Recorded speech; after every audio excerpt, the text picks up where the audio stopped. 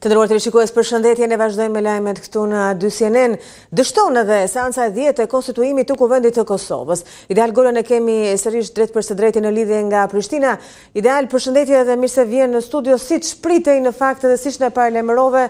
dështoi edhe kjo seancë. Por çfarë ndodhi më konkretisht gjatë saj?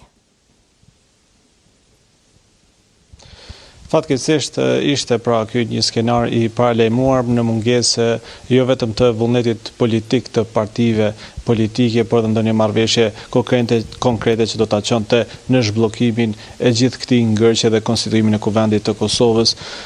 Lëvizja vetëvendosje tentoi sërish që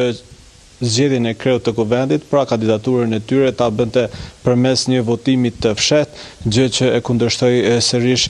partitë më të mëdha shqiptare që deri dje ishin në opozitë, Partia Demokratike, Lidhja Demokratike e Kosovës dhe Aleanca Parlamentit e Kosovës, ashtu sikurse edhe lista serbe. Duke qenë se ky propozim nuk kaloi, pra që të ketë një votim të fshehtë, atëherë kryesuesi i seancës Avni Dehari, që është deputet nga radha televizës vetëvendosje, e ndërpreu seancën për të caktuar atë pas 48 orësh për të hënën në ora 10. Ajo ndoshta çfarë duhet të theksohet është se ndryshe nga herët e tjera, ka pasur një tension gjatë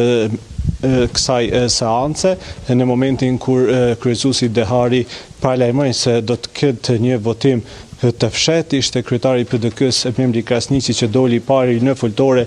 duke e kundërshtuar, por zoti Dehari duke u thirrur që në seancat konstituive nuk lejohet debat, por vetëm duhet të propozonte një emër për komisionin që duhet të bënte verifikimin për votim të fshehtë, janë dalin mikrofonin dhe janë ndërpreu fjalimin, ndërsa Lidhja Demokratike dhe Aleanca Parlamentit e Kosovës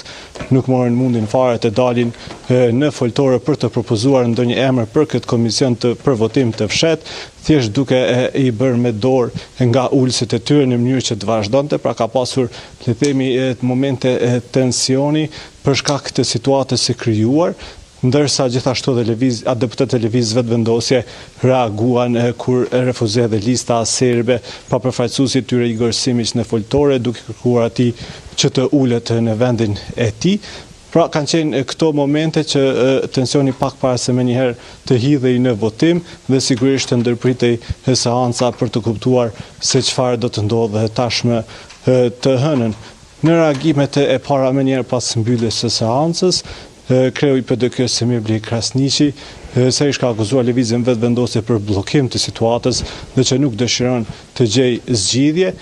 madje e quajti të turshme dhe shpreu keqardhje për gjithë këtë sag të mos konstituimit të Kuvendit të Kosovës. Gjithashtu edhe Lidhja Demokratike e Kosovës dhe Aleanca për Ardhmërinë e Kosovës shprehen keqardhjen e tyre duke akuzuar Albin Kurtin se po tenton të blej duke qenë se ai nuk ka 61 vota për të votuar qeverinë e tij. Rrjedhimisht ata votimin e fshehtë konsideruan si një shkelje të rregullorës të kushtetutës, pasi tashmë gjendemi në mes të një procedure dhe nuk mund të ndryshojë mënyra e votimit nga hapur në të mbyllur. Ndërsa në një reagim të shkurtër, Donika Gërvalla, që është bashkëkryetare e listës Guxo Partner Lëvizjes Vetëvendosje, akuzoi opozitën se nuk dëshiron të konstituojë institucionet, krijimin e institucioneve të reja, duke kërkuar që të reflektojnë për të hënën dhe duke insistuar se ata duhet të zgjedhin kandidatin për kryetar të Kuvendit dhe nuk mund të imponohet nga jashtë. Unë të falenderoj Ideal për këtë informacion, ndërkohë që i ftoj televizionistë që të ndjekim një pjesë të debateve dhe tensioneve pikërisht sot në seancën e 10 të Kuvendit të Kosovës.